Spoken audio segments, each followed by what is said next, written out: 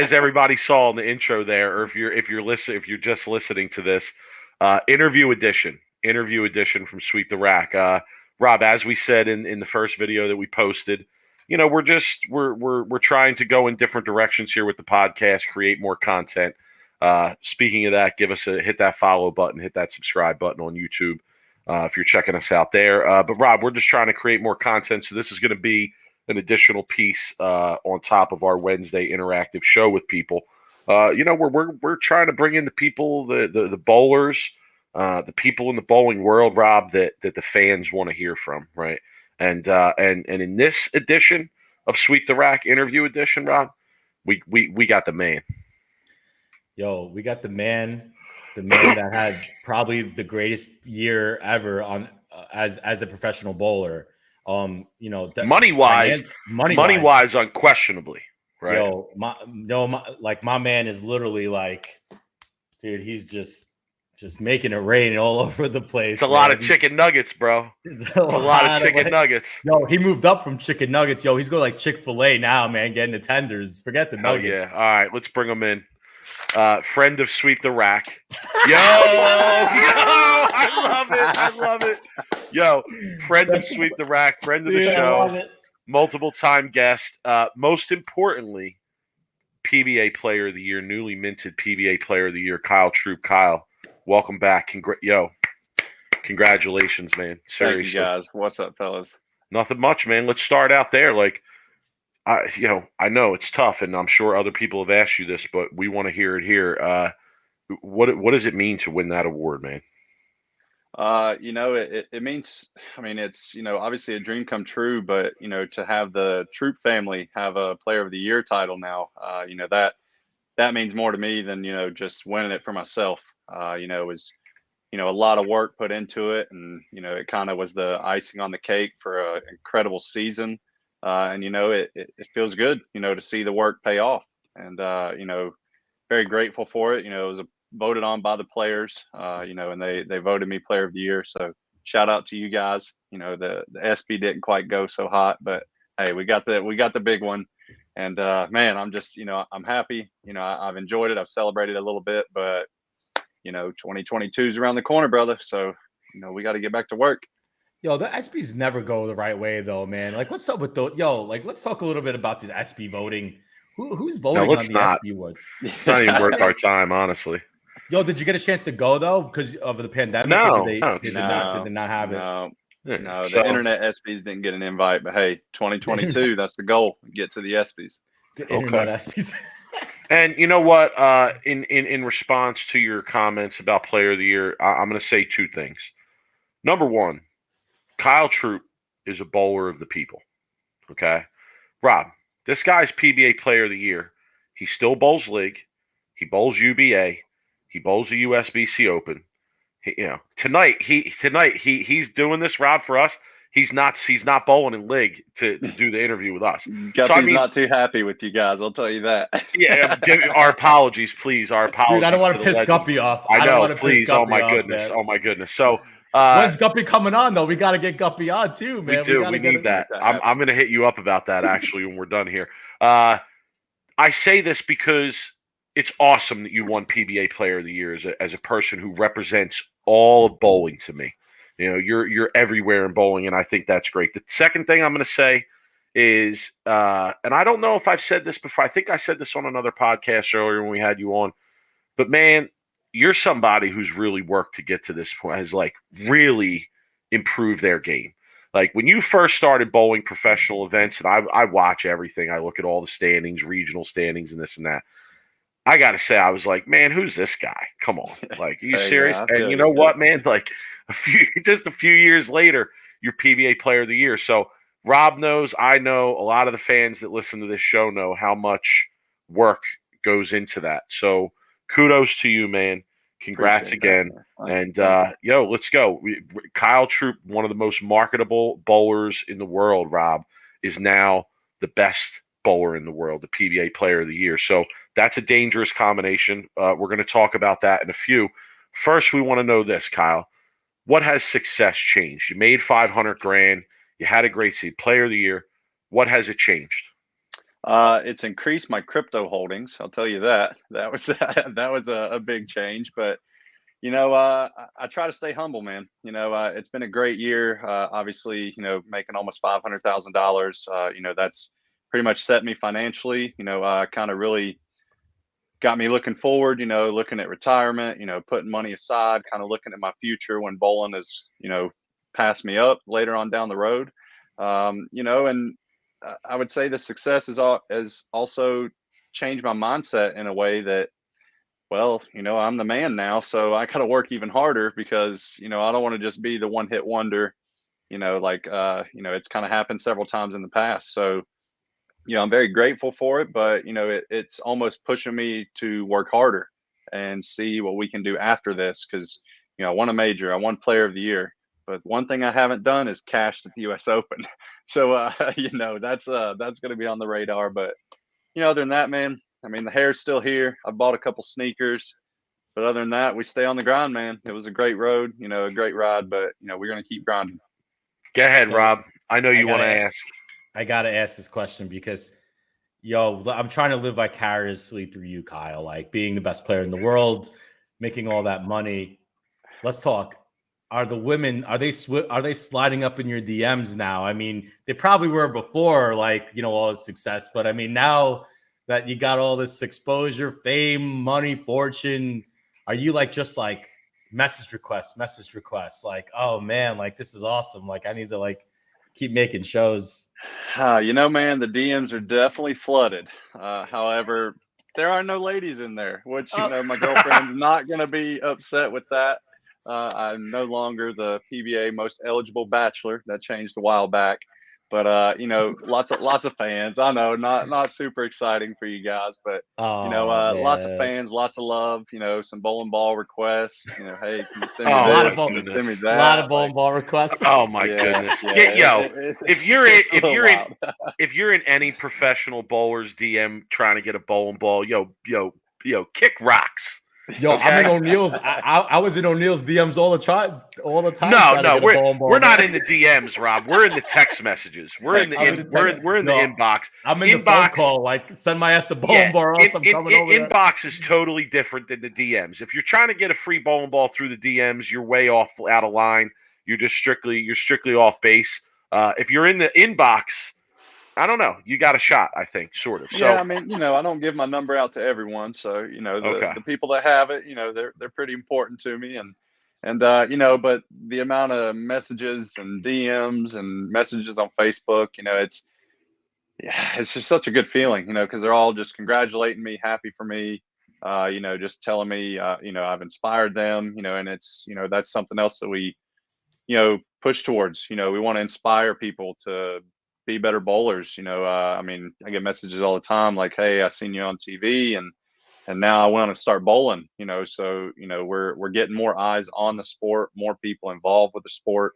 So it's a blessing, and I enjoy it, man. I just like I said, I've enjoyed the ride, and we want to keep on riding. That's Mike, what we need. Mike, I got to throw this in because I'm about to throw myself under the bus here, because you mentioned about how you had such a great year and you're looking forward to next year. A couple of weeks ago, we had a show where we were buying stock and selling stock in players. And Mike bought stock in you. And I sold you, Kyle. And I'll tell you why I sold stock in you. Yeah, I know. I'm on this show. Because I run things around here and I bought stock in you. So no. Because here was my reason, right? Because you had such an amazing year last year. I mean, the money and the titles.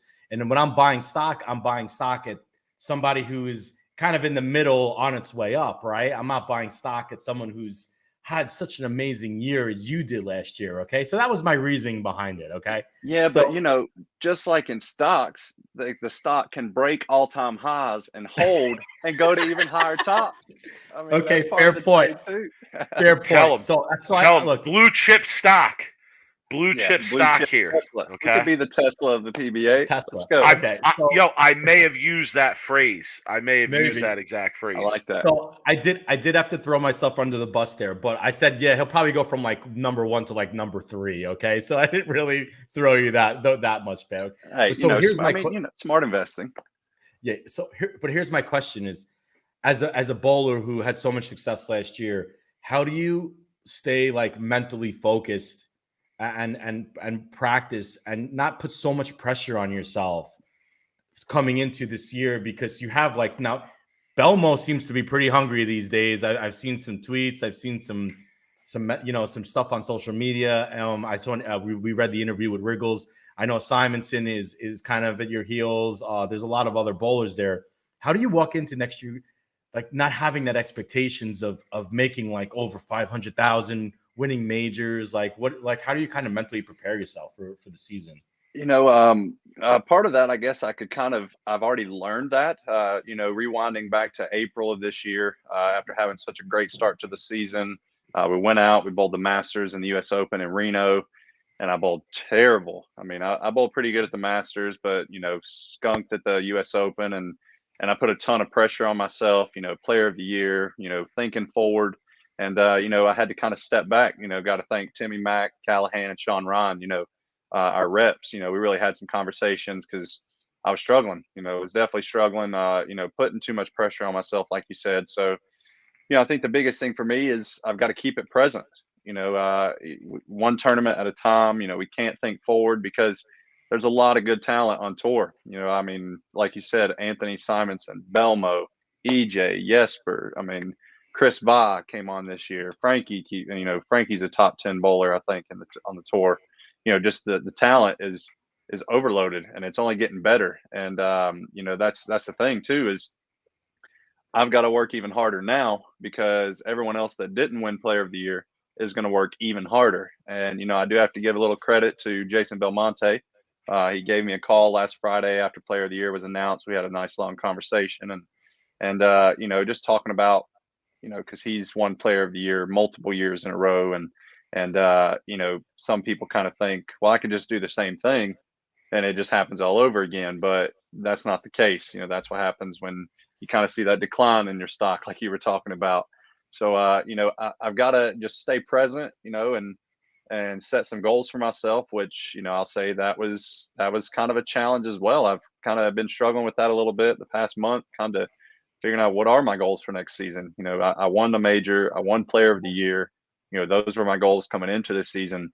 But, I do have to also thank a 12-year-old kid in a Pro-Am I bowled a few months ago, and he knew a ton about bowling. And after the Pro-Am, he was like, Kyle, I want you to defend a title next year. And I was like, you know what? That's something I haven't done. And I happen to win 2 pretty big events. So, that's a goal for next year.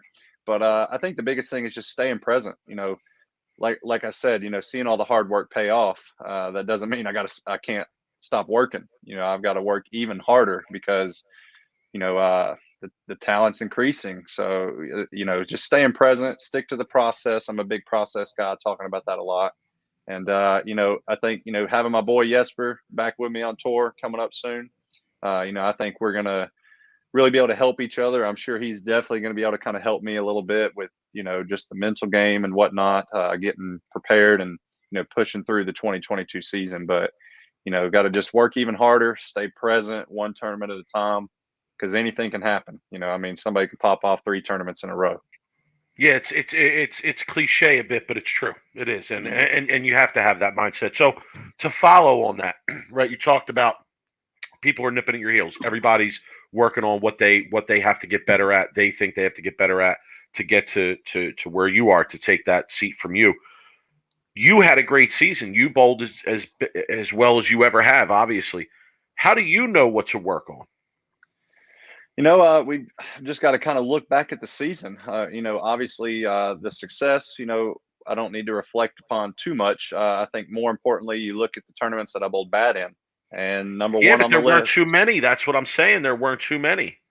Yeah, there wasn't too many, but that, thorn in my back keeps that going US Open year. I'm 0 for 6 in that tournament. And, that's a tough tournament just because there's 4 different patterns and, and every year, it's kind of the same thing. I'm bowling great, and then I flag the cut at the US Open. And so that's kind of one thing that I always look back to, because I feel like if I make match play at the US Open, then that is something, that I feel like I've fixed. And a few things that I could work on is, one, learning the bowling balls a little bit more, especially in that tournament, only being able to check 8 to 10 balls. I need to get smarter with the equipment, learn my ball changes even more, because this season I only threw about 4 bowling balls. It seemed like any time I was winning, one of the Rubicons or the UC2, Zen, and a Synergy. And I don't think, and then a little bit of urethane. But, when those 4 balls weren't in play, I was still kind of, I made match play and whatnot. But, I feel like if I was a little smarter and just knew the balls a little bit more in depth, I'd be able to have even more success. And, the other thing that's always a big thing is speed control. I've gotten a lot better at that, but there's still way better bowlers than me at speed control, being able to drop their speed at the drop of a dime. So, for me, those are 2 of the big focuses I feel like I really need to work on moving forward into 2022. And then, keep my body in shape. I definitely enjoyed the Thanksgiving holiday a little too much, but no liquor this month, no beer, no drinking. I'm on a cleanse right now. So, hopefully I'll probably got about 10 more minutes. I might have to run. No, just kidding. Yeah, But, no shit. Just pull out a bottle, man. Just Yeah. go right in mid-show. keep the body, keep the body in tip-top shape throughout the whole year. Cause obviously, I'm in great shape starting the year out, but, just finding an even better process when I'm off the lanes to just keep myself in, the best shape possible. Any advantage you can get, you need out there for sure. The margin of competition is that close. Rob, let's talk sponsorships. Yeah. So look, like you're the most marketable person right now, in our opinion. I think you might be pulling out some kind of like sponsorship hat or something. What do you got going on here? Look at that. Put some Sunglasses. Rays eyewear sunglasses. I saw, man. I saw. Very That's nice. Awesome.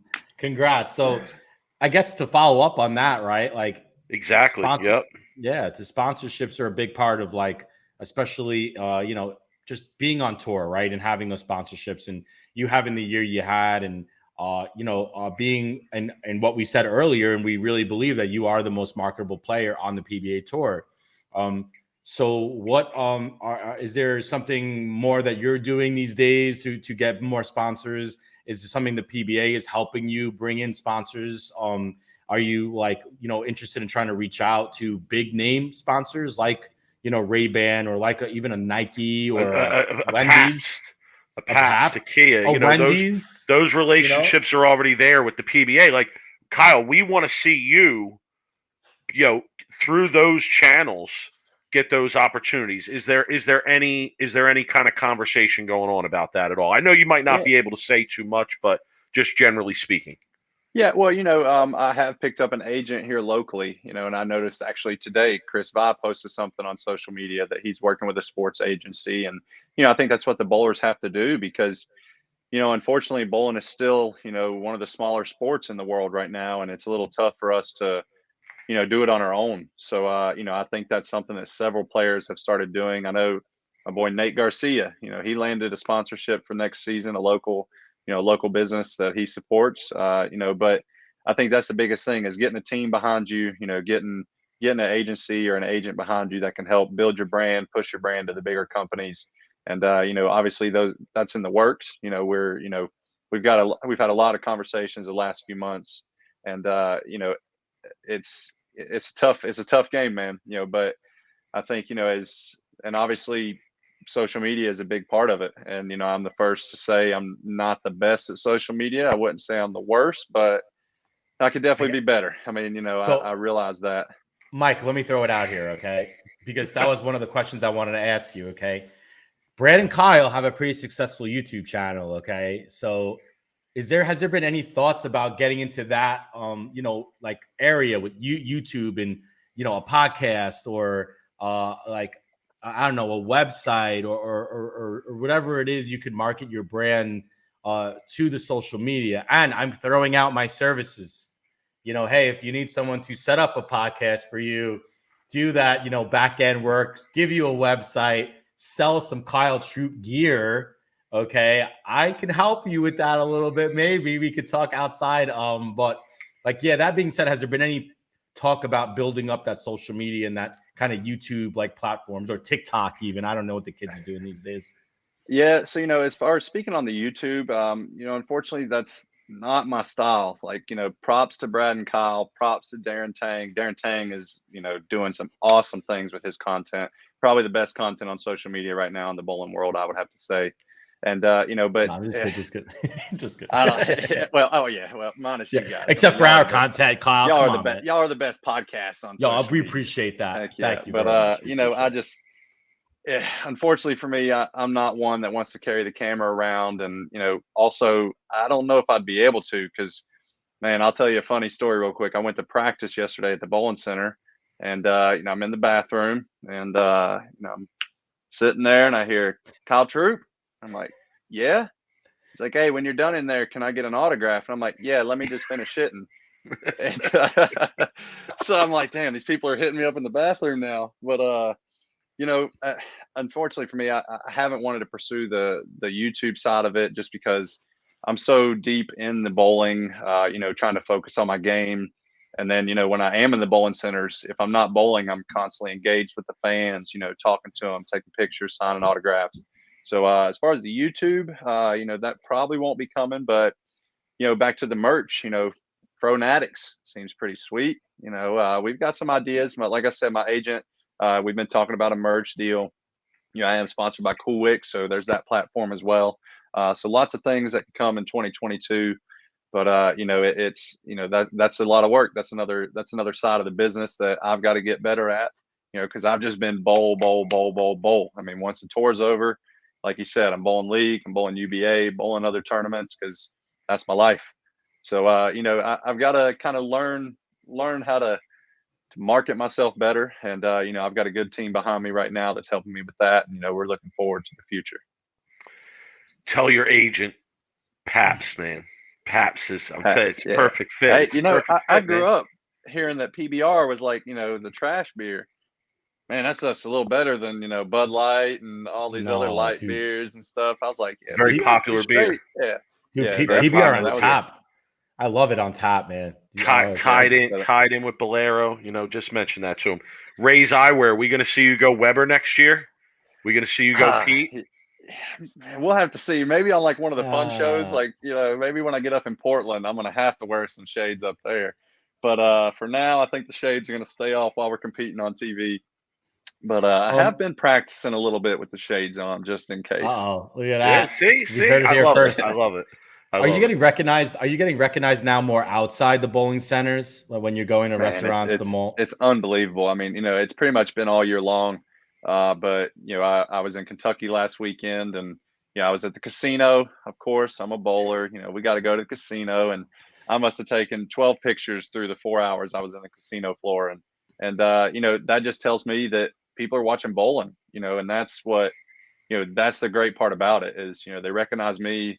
So that tells me they're watching bowling, and that's what we want. We want more people watching the sport, more people getting involved with it. And, I'm grateful for it. It makes me feel good when these people, recognize me. I'm making the paper in Taylorsville, North Carolina. I read that. Awesome article. Yeah, awesome, man. I love it. It's a sweet feeling, man.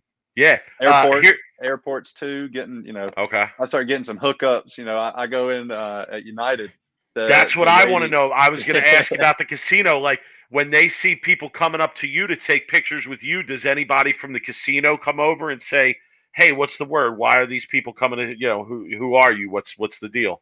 Maybe not so much, but we did get a couple good comps. They hooked us up for a nice steakhouse in Indiana last weekend. So rich get richer, Mike. Rich get richer. Yeah, this is true. All right, Kyle, listen, we're going to get you out of here. We greatly appreciate the time. We know you skipped the league, which is very important to you to come here with us tonight. I only got one thing that I got to do. One more topic I got to talk to you about before we get out of here. I'm going to be honest. I got to give you some shit here tonight. I'm sorry. I apologize. Hoss, you got to stop bowling action matches against amateurs on house shit. All right? We don't have to discuss it. We don't have to have a deep conversation about it. You could no comment it if you want. I'm just saying. Comment on that. I'm just saying. Come on, man. I'm the bowler of the people. I know, but like you have to bowl against the people. You gotta make them bowl on something at least. Where if you gotta throw some semblance of a shot. Hey, I mean, I wasn't sharp in October, November, but before then I was like 5-0, 6-0, taking free money on the house shot. I don't mind bowling on the house shot.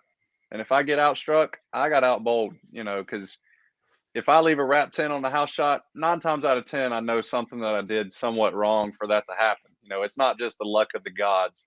So, I enjoy it too, man. That's part of me staying in competition, right now during the off season, just feeling the pressure moments and whatnot, even in action. I don't want to lose $500. I don't want to lose $1,000, no matter how much money I've made. I have personally watched you bowl an action match in person in a bowling alley that was nearly empty.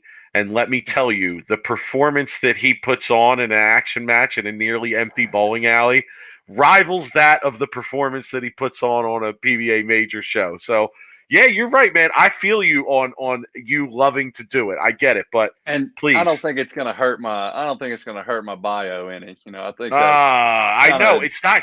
No, it's not that. It's on the other side.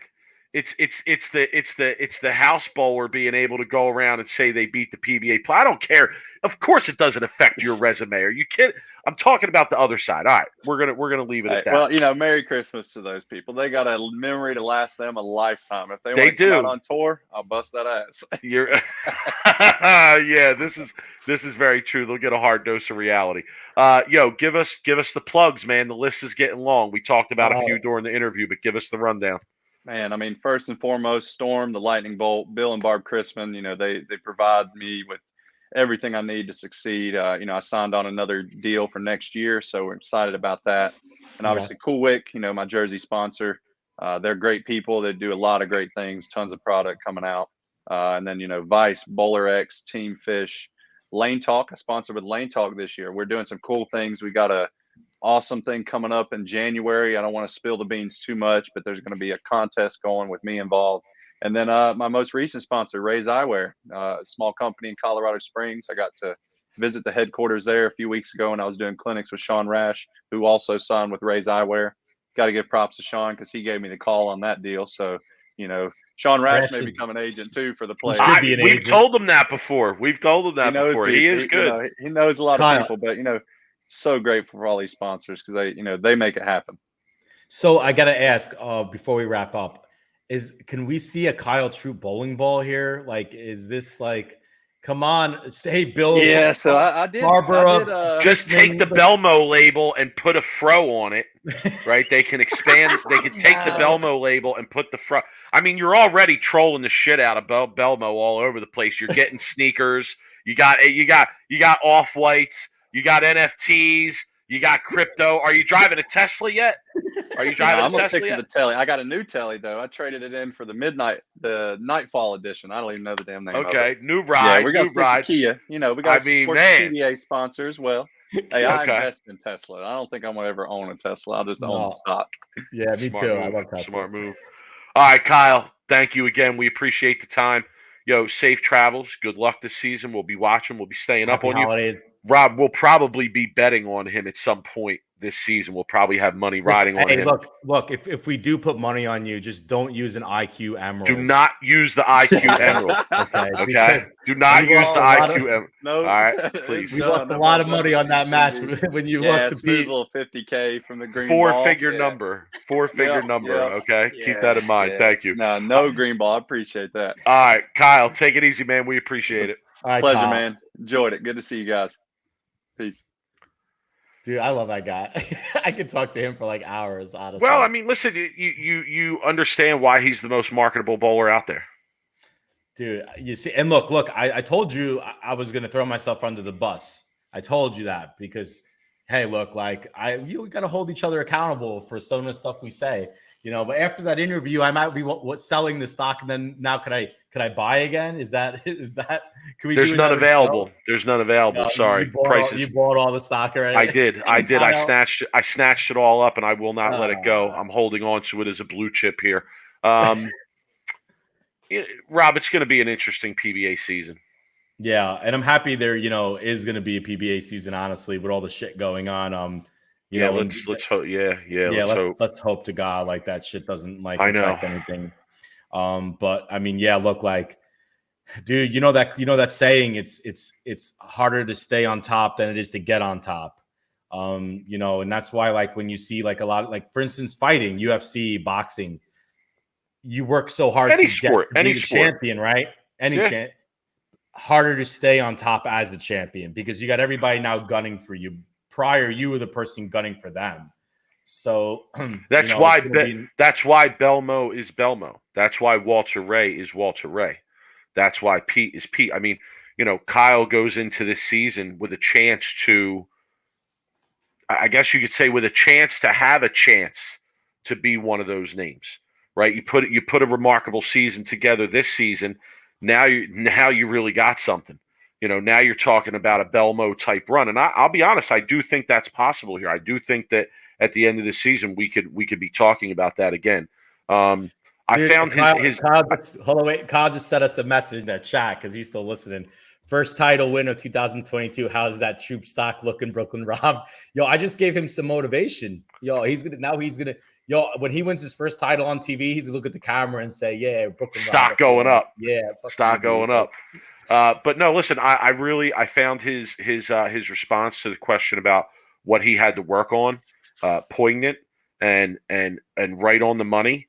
And obviously he has an idea of, even though having a good season, some things that he needs to get better at. The bowling ball answer, I mean, my goodness, there's like 60 bowling balls available to these guys at any given time. So like, I can't, just to be able to keep track of all that is just like mind blowing to me. So I can't really fault any bowler for not really knowing every ball that deeply. But in terms of, the speed adjustments and he mentioned too, like that's something that he had previously worked on. I agree with that. I kind of see that in his game at times as a tendency to get fast, especially when like the match is on the line or it's that time in the match. But after that interview, really looking forward to the season. Rob, go ahead. You're so funny because you always are pulling out like the technical stuff out of the interviews about what he needs to do to get better, slowing down. I'm trying to pull the fun stuff out of the interview, like what girls are sliding up in his DMs, how he spent his money. That's a problem. That's the reason why I could never be on that level because I'd be too focused on everything outside the bowling alley.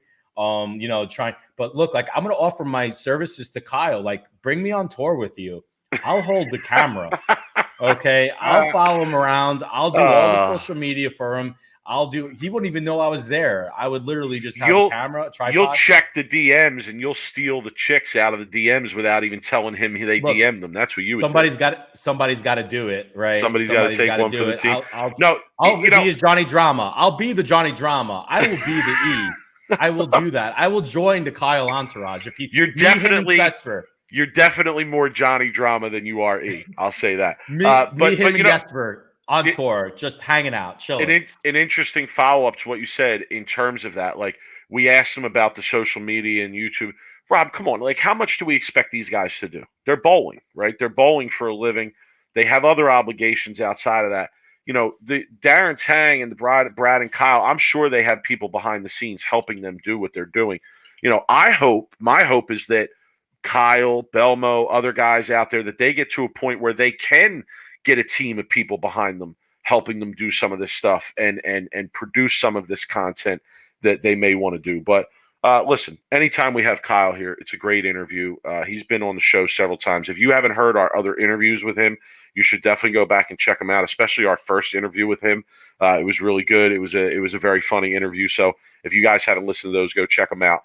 Rob, you asked him if he did something in the Burger King bathroom. No, I asked him if he ever, as a manager at Wendy's, if he ever caught anybody getting busy in a Wendy's bathroom, like the Humpty Hump lyric, getting busy in the Burger King bathroom. I remember that. But hey, he's pissed. Kyle's pissed at us now because he's got to pick up all of his money. He said so. Okay, all right. Hey, if you were that big of a baller, if you were that big of a player, you wouldn't have to pick up the money. You would just leave it there. That's a good problem to have. That's a good problem to have, as far as I'm concerned. I wish I had some money to pick up off the ground. Yeah. But, all right, Rob, we drop another interview in our interview series here, preparing for the PBA Tour to start back up. Happy New Year, by the way. Happy New Year to everybody from Sweep the Rack to you.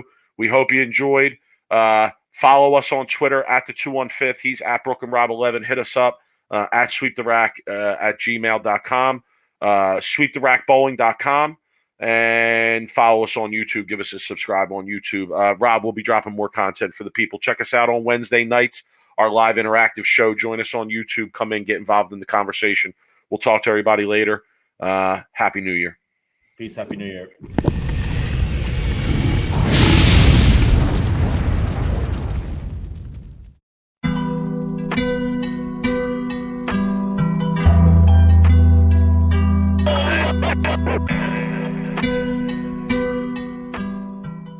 You are now listening to Sweep the Rack podcast featuring Brooklyn Rob and Big Mike.